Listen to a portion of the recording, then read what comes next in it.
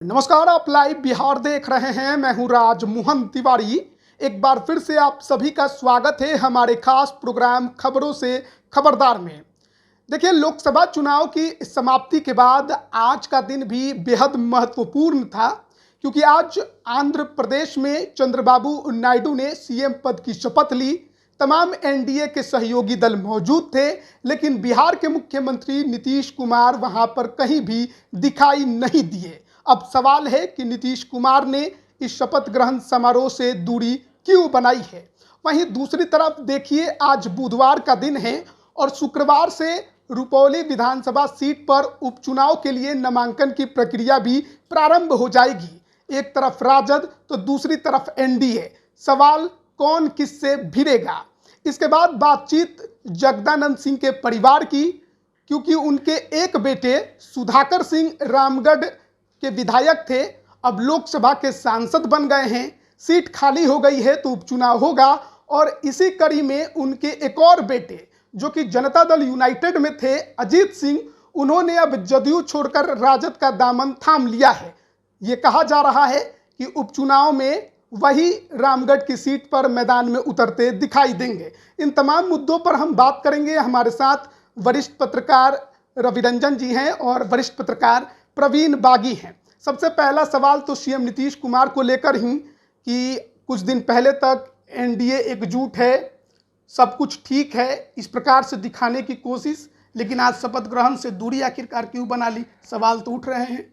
हाँ, ये सवाल तो है और स्वाभाविक सवाल भी है कि अभी 2 दिन पहले सब लोग एकजुट थे और बड़े बड़े दावे हो रहे थे, मगर इतना बड़ा समारोह कि लगभग 10 वर्षों के बाद वो चंद्रबाबू नायडू सत्ता में लौटे हैं और उस समारोह से जदयू अनुपस्थित रहे, ये सचमुच हैरान करने वाली बात है।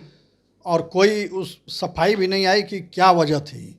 मान लीजिए कि मुख्यमंत्री की तबीयत खराब हो, जैसा कि रोहिणी आचार्य का कहना है कि तबीयत खराब थी इसलिए नहीं गए, तो उनकी बात अगर सही मान ली जाए तो कोई दूसरा प्रतिनिधि जा सकता था। यानी पार्टी की ओर से कोई एक रिप्रेजेंटेशन होना चाहिए था वहाँ, अगर एनडीए की एकता है वाकई तो।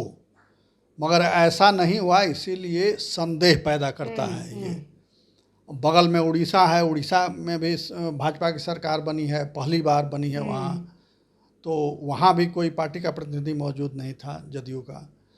तो ये कई चीज़ें इशारा करती हैं ये कि एक तो कि जो मंत्रिमंडल विभाग बटा है उससे संतुष्ट नहीं हो जदयू, वो और दावेदारी चाह रही हो अपनी, और बड़े विभाग चाह रहे हो, साथ ही मंत्रियों की संख्या भी बढ़ाना चाह रही होगी। तो इसलिए अपनी नाराज़गी व्यक्त करने का ये एक तरीका हो सकता है कि हम आपके कार्यक्रम में नहीं शामिल होंगे। तो ये एक संदेश दे दिया उन्होंने सांकेतिक रूप से एनडीए नेतृत्व को कि हमारी नाराज़गी दूर होनी चाहिए। मगर ये समारोह था चंद्रबाबू नायडू का, ये बीजेपी का समारोह नहीं था।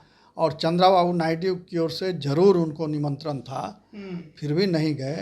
तो इस तरह से वो चंद्रबाबू नायडू से भी उनकी दूरी बढ़ेगी, भाजपा से तो बढ़ेगी ही। तो ये एनडीए के स्वास्थ्य के लिए ठीक नहीं है। एक एनडीए सरकार के जो 2 प्रमुख चक्के हैं, उसमें एक चंद्रबाबू नायडू और एक नीतीश कुमार, दोनों के बीच इस प्रकार के रिश्ते अभी से उभरेंगे तो आगे चलकर एनडीए को ही दिक्कत होगा। बिल्कुल दिक्कत होगी ही, और तरह तरह की बातें भी उठेंगी। जैसे कि तेजस्वी पहले कह रहे थे कि 4 के बाद चाचा फिर पलटी मारेंगे, तो हो सकता है कि वो भी एक रास्ता खुला हो पलटी मारने का। तो कई बातें हो सकती हैं और ये इस पर मंथन करना पड़ेगा एनडीए को कि आखिर ऐसा क्यों हुआ। और ये भी एक सच्चाई है कि नीतीश कुमार इन दिनों अस्वस्थ रह रहे हैं और मीडिया से उन्होंने बिल्कुल दूरी बना रखी है। 3-4 महीने से हमको याद है कि उन्होंने मीडिया में कोई बाइट नहीं दिया, कोई बयान नहीं दिया। जो कुछ भी आया उनका वो प्रेस विज्ञप्ति के रूप में सामने आया। पहले शायद ही कोई दिन ऐसा होता हो जिस दिन वो मीडिया से बात नहीं करते थे नीतीश कुमार, मगर अब बिल्कुल अभी दिल्ली से लौटे वापस तो वो भी गाड़ी में बंद होकर चले आए, कोई बातचीत नहीं की, कोई बाइट नहीं दिया। तो ये बतलाता है कि नीतीश कुमार पहले वाले नीतीश कुमार नहीं हैं, वो बदले बदले से नज़र आ रहे हैं। अब जैसे आपने देखा होगा कि वहाँ एनडीए की बैठक में दिल्ली में प्रधानमंत्री का पैर छूने लगे, उसके पहले चुनावी सभा में भी पैर छूने की कोशिश कर रहे थे वो, और कम बोल रहे हैं, क्या बोल रहे हैं इस पर भी नियंत्रण नहीं है। तो ये सब चीज़ें लगती हैं कि नीतीश कुमार कुछ अस्वस्थ हैं। नीतीश कुमार जब चुप्पी साध लेते हैं तो बहुत कुछ राजनीतिक घटनाएं भी घट जाती हैं, क्या उस ओर इशारा है? देखिए, उसको इस तरह से देख भी सकते हैं और नहीं भी दे सकते हैं। नीतीश कुमार निश्चित रूप से उनकी तबीयत ठीक नहीं है और लंबी दूरी माने उनको विजयवाड़ा जाना था। आंध्र प्रदेश की राजधानी भी अब माने हैदराबाद नहीं रही और चंद्रबाबू नायडू ने बहुत पहले कहा था कि अमरावती में राजधानी बनाएंगे, लेकिन आज का समारोह विजयवाड़ा में हुआ। दूसरा, भुवनेश्वर में भी वहाँ के मांझी मंत्री मुख्यमंत्री बने, वहाँ भी नीतीश कुमार नहीं गए। वहाँ भारतीय जनता पार्टी की पहली बार सरकार बनी है, तो वहाँ आंध्र प्रदेश में एनडीए की सरकार थी और यहाँ भारतीय जनता पार्टी की। दोनों में ही नीतीश कुमार की गैर मौजूदगी बताती है कि नीतीश कुमार कुछ नाराज़ हैं, नहीं तो कोई ना कोई उनका प्रतिनिधि जाता।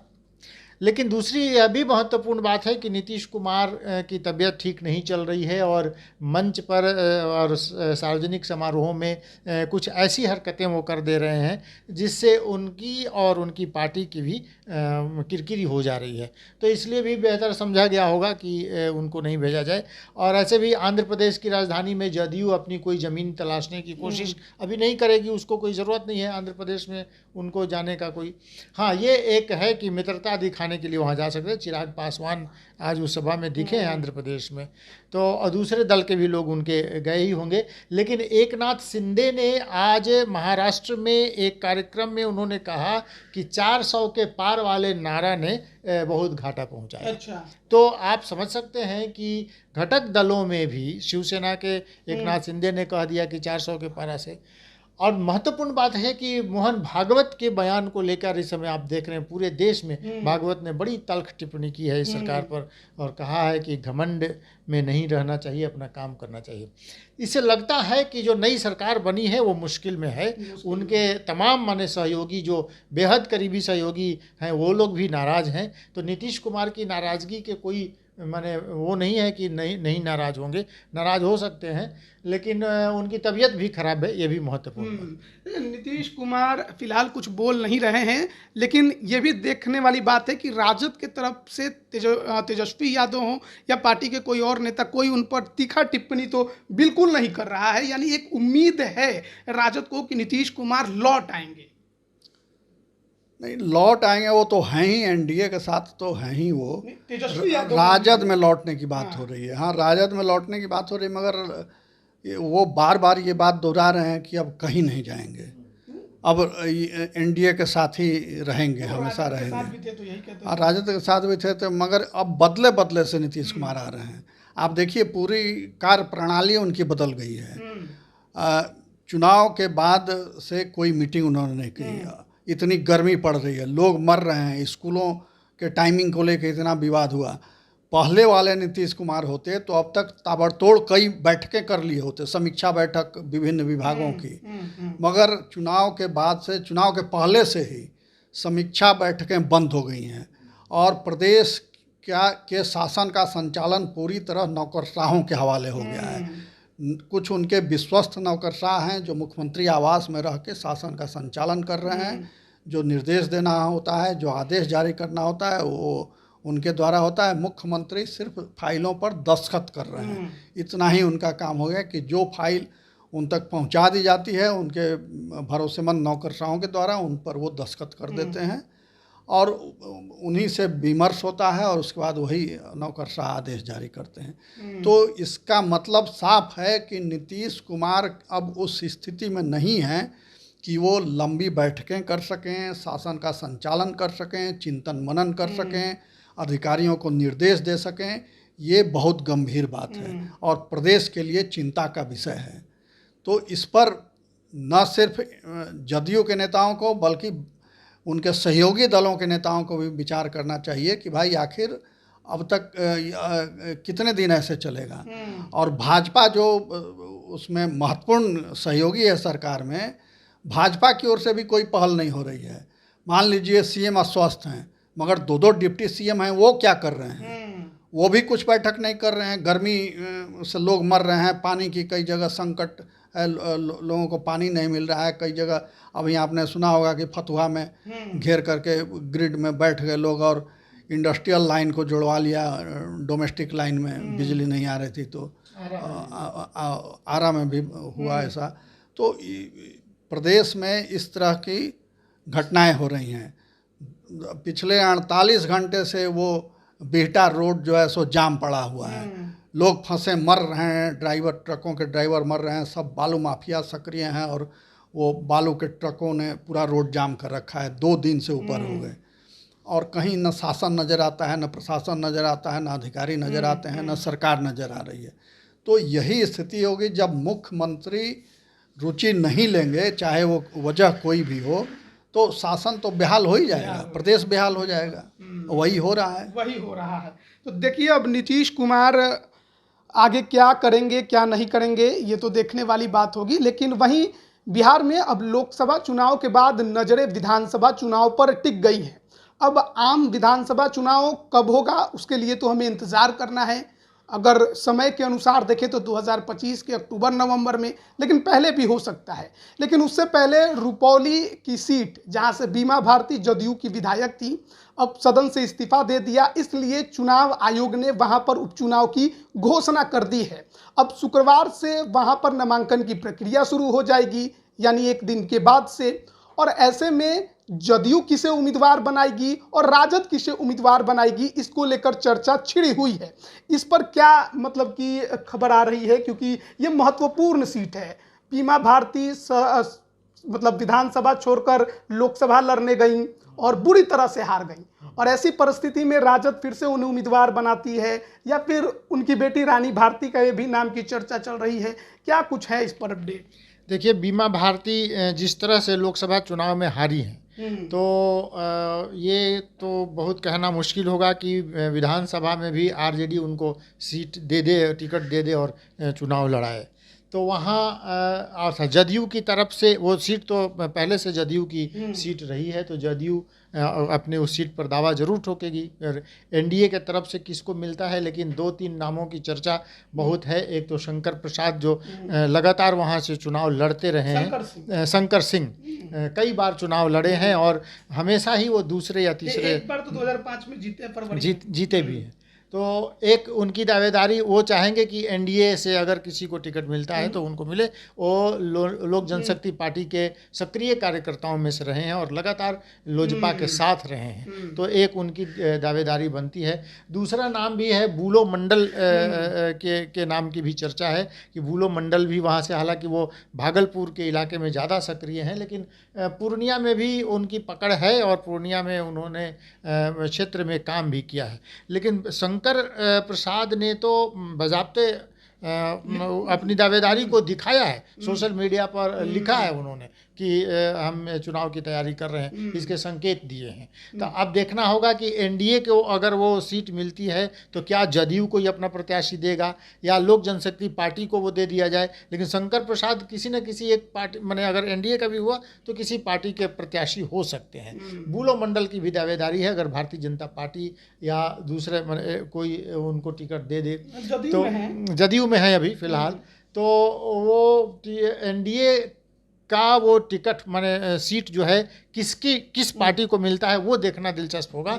लेकिन बीमा भारती को टिकट हमको नहीं लगता है कि इस बार मिलेगा, क्योंकि पार्टी की जमानत जब्त हुई है। बीमा भारती माने आरजेडी की जमानत जब्त हुई है। आरजेडी उनको हो सकता है कि उनकी बेटी को दिया जा सके, और उनके पिता अवधेश मंडल माने बीमा भारती के पति जो हैं अवधेश मंडल दबंग है, उस इलाके के दबंग है। बीमा भारती की भी विधानसभा में कोई स्थिति बहुत खराब हुई होगी ऐसा नहीं लगता। लोकसभा के चुनाव में हार गई, लेकिन विधानसभा वो लगातार जीतती रही है वहाँ से, और बिहार सरकार में मंत्री बनी और सब कुछ हुआ। तो बीमा भारती लोकसभा चुनाव हार गई, इससे कोई मायने नहीं रखता। हो सकता है विधानसभा में भी वो अच्छा कर जाए, लेकिन एक नया प्रयोग हो सकता है कि उनकी बेटी को इस बार टिकट दिया जा सकता है। रुपौली की सीट तो अगर हम देखें तो सन 2000 से लगातार बीमा भारती के नाम से ही जाना जाता है। 2000 में निर्दलीय जीत गई, 2000 फरवरी 2005 वाले में हार गई, लेकिन अक्टूबर वाले में जीत गई। फिर 2010 से लगातार वो जदयू की विधायक है, उससे पहले राजद की थी। अब राजद के सिंबल पर उतरना उनके लिए कितना कठिन होगा, और जदयू के लिए उस सीट पर नया उम्मीदवार उतारना कितना कठिन होगा? देखिए, वहाँ रुपौली में दो बाहुबलियों की लड़ाई होती है। एक अवधेश मंडल जो बीमा भारती के पति हैं, दूसरे शंकर सिंह जो लोजपा से लड़ते रहे हैं। तो इन दोनों की गिरोहबंदी में कई सारी लाशें वहाँ गिर चुकी हैं, और हमेशा तनाव की स्थिति वहाँ रहती है। कब कहाँ फायरिंग हो जाएगी कोई ठिकाना नहीं रहता है। तो वैसे में जब एक और सामने आपके किसी बाहुबली से प्रतिद्वंदिता हो, तो दूसरी ओर स्वाभाविक है कि कोई बाहुबली खोजा जाएगा जो उसका मुकाबला कर सके। तो ऐसे में शंकर सिंह का नाम आता है सामने।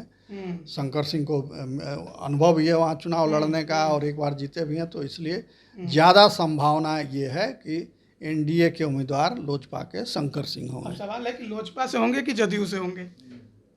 किसी से भी हो, जदयू से भी हो सकते हैं, चूँकि सीट तो जदयू की रही है वो, तो जदयू से भी हो सकते हैं।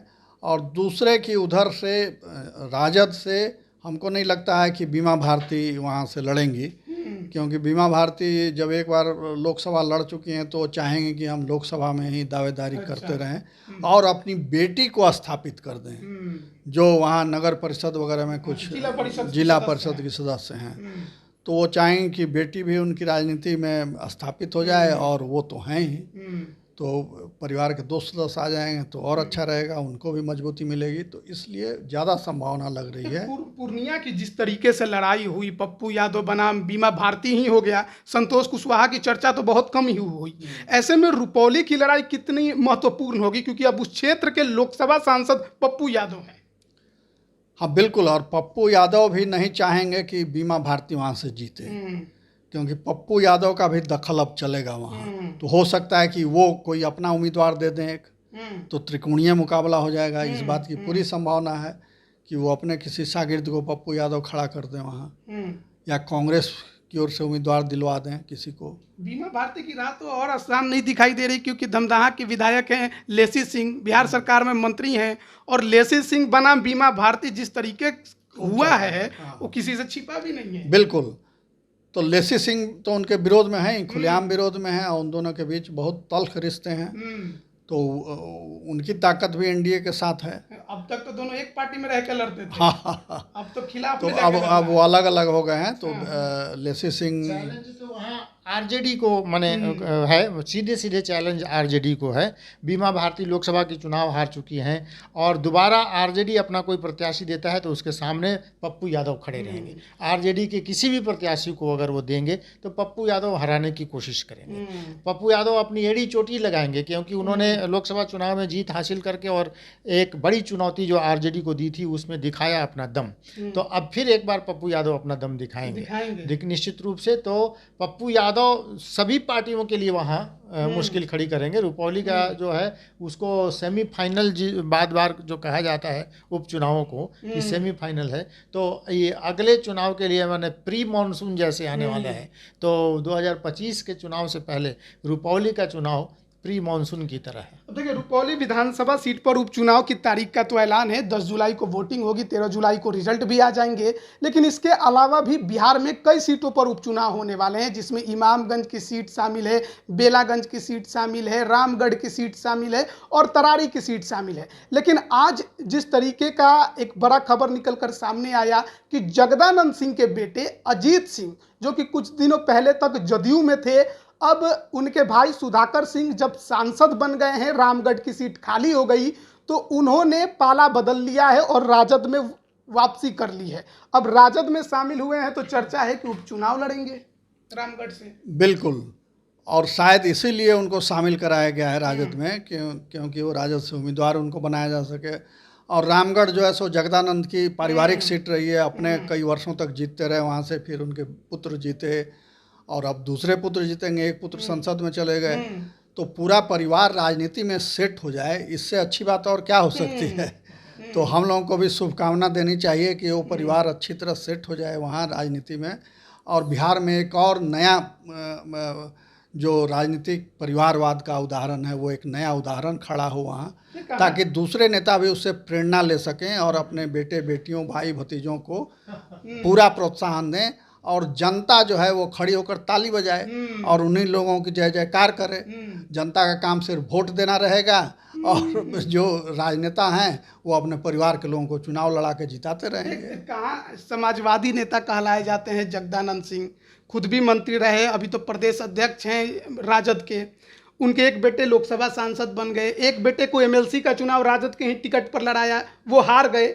अब एक और बेटे की एंट्री करवा ली है आरजेडी में ही। अब मतलब कि सारा समाजवादी तो यहीं पर दिखाई समाजवाद और किसी भी वाद का अब कोई मतलब है नहीं। आजकल की जो राजनीति चल रही है, कल तक जिसको गाली दे रहे थे आज फिर उसी में शामिल होकर उनकी जयकार करने लगते हैं। तो जगदानंद सिंह भी, उन्होंने लालू प्रसाद यादव के प्रति अपनी प्रतिबद्धता और अपनी जो है वो दिखाया और लगातार उनके साथ रहे, कभी उन्होंने पार्टी नहीं छोड़ा। तो ये एक तो है कि लालू प्रसाद यादव के विश्वस्त हैं, और लालू प्रसाद यादव जगदानंद सिंह जो भी कहेंगे वो उसको वो मानेंगे। तो जगदानंद सिंह एक ऐसी जगह पर है कि अपने सभी बेटे बेटियों को राजनीति में चाहे तो वो स्थापित कर सकते हैं। हालांकि ये वही जगदानंद सिंह हैं जिन्होंने अपने बेटे सुधाकर सिंह का वहाँ एक बार विरोध कर दिया था और खिलाफ में प्रचार भी किया था। हाँ, भाजपा से वो खड़े हो गए थे सुधाकर सिंह।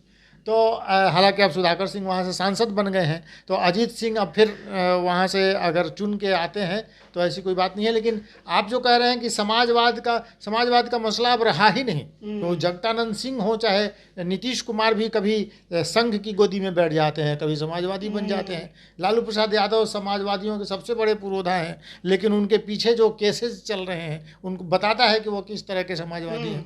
तो ये समाजवाद, आप उत्तर प्रदेश में समाजवादियों के देखिए, सारे क्रिमिनल्स की टीम जो है वो समाजवादियों की एक पूरी टीम है। तो ये अब समाजवाद का कोई, एक तरह से समाजवाद को गाली देने जैसा है। जो बड़े बड़े नेता लोहिया की बात लोग करते हैं, जयप्रकाश नारायण की बात करते हैं, इन सब नेताओं को एक तरह से ये गाली है कि ये लोग समाजवादी नेता हैं। अजीत सिंह कुछ दिन पहले तक जब जदयू में थे तो वो तो लालू यादव और तेजस्वी यादव के खिलाफ मुखर होकर बोल रहे थे। अब राजद में आ जाएंगे, टिकट हासिल कर लेंगे, चुनाव जीत भी जाएंगे, क्या गारंटी है कि वो राजद के ही रहेंगे? राजद के रहेंगे, राजद से जीतेंगे तो राजद के साथ रहेंगे। जहाँ से जीत की संभावना होगी उधर चले जाएंगे। उनको लग रहा था कि पहले नीतीश के आश्रय रहने से हमारा बेहतर होगा, भला होगा, तो वहाँ थे। जगदानंद सिंह का जरूर एक क्रेडिट है कि उन्होंने कभी जीवन में पार्टी नहीं बदली, मगर उनके बेटे ठीक इसके उलट हैं। वो कभी इधर कभी उधर होते रहते हैं, जहाँ लाभ दिखता है उधर चले जाते हैं। और समाजवाद का जो विकृत स्वरूप है वो है परिवारवाद, और वो बिहार में देखने को मिल रहा है। लालू प्रसाद भी समाजवादी परिवारवादी हो गए, जगदानंद सिंह भी समाजवादी विशुद्ध समाजवादी, वो भी परिवारवादी हो गए। अब यूपी में देख लीजिए, दूसरे जगह देख लीजिए, सब जगह यही उदाहरण रहा है। जितने समाजवादी, शरद यादव तक वो भी अपने उनके बेटे उनके नाम पर बार बार चुनाव लड़ रहे हैं। तो ये जो स्थिति बन गई है, हालांकि इसमें नेताओं का कोई दोष नहीं है, वो तो एक प्रोफेशन हो गया है। राजनीति अब कोई मिशन या सेवा का काम नहीं है, वो एक प्रोफेशन है। जैसे काम आप करते हैं, सैलरी पाते हैं, कहीं नौकरी करते हैं, वैसे ही राजनीति में भी है। सांसद विधायक बन जाएं या मंत्री बन जाएं तो एक वेतन आपको मिलेगा, 5 साल तक का वेतन है, उसके बाद आजीवन पेंशन सुरक्षित है। तो इससे अच्छी नौकरी पूरे दुनिया में खोजे नहीं मिलेगी। एक बार सांसद विधायक बन जाइए और पूरे जीवन मुफ्त का पेंशन पाते रहिए। तो इसलिए हर आदमी, हर राजनेता चाहेगा कि हमारे बेटे बेटी को वो सुविधा और वो राजसी ठाठ और ये सिपाहियों की सैल्यूट मिले। तो इसमें बुरा क्या है? और जनता को भी वही अच्छा लग रहा है, जनता भी वोट दे रही है। अगर जनता इसके खिलाफ होती परिवारवाद के, तो वो ऐसे पुत्र पुत्रियों को हराती, नेताओं के संतानों को हराती, मगर जनता तो उसको अच्छा मान रही है। तो इसमें आलोचना की बात नहीं है, ये ठीक है। जनता, लोकतंत्र में जनता मालिक है, सब लोग कहते हैं कि जनता मालिक है, तो जनता को परिवारवाद ही अच्छा लग रहा है या अपराधवाद ही अच्छा लगेगा, तो उसमें कोई क्या करेगा। बिल्कुल। तो देखिए, जिस तरीके से अभी बिहार की राजनीति है और उसमें नीतीश कुमार का आज आंध्र प्रदेश नहीं जाना एक सियासी हलचल तो उसने पैदा कर दी है, लेकिन इसके अलावा जो बिहार में उपचुनाव का हल्ला है उसमें रुपौली की सीट पर नामांकन की प्रक्रिया शुक्रवार से शुरू हो जाएगी। 21 जून तक नामांकन होगा और फिर 10 जुलाई को वोटिंग, 13 जुलाई को रिजल्ट आएंगे। उसके बाद फिर अन्य जो 4 विधानसभा की सीटें सांसद बनने की वजह से खाली हुई है उस पर भी चुनाव आयोग की तरफ से जल्द ही घोषणा हो जाएगी। फिर 2 राज्यसभा की सीटें हैं और एक MLC की भी सीट पर उपचुनाव होने वाले हैं। वहीं अजीत सिंह अब राजद में आए हैं, रामगढ़ से चुनाव RJD के टिकट पर लड़ सकते हैं, ऐसी चर्चा है। आप इस पर क्या राय रखते हैं कमेंट करके ज़रूर बताइएगा। आप सभी का बहुत बहुत धन्यवाद।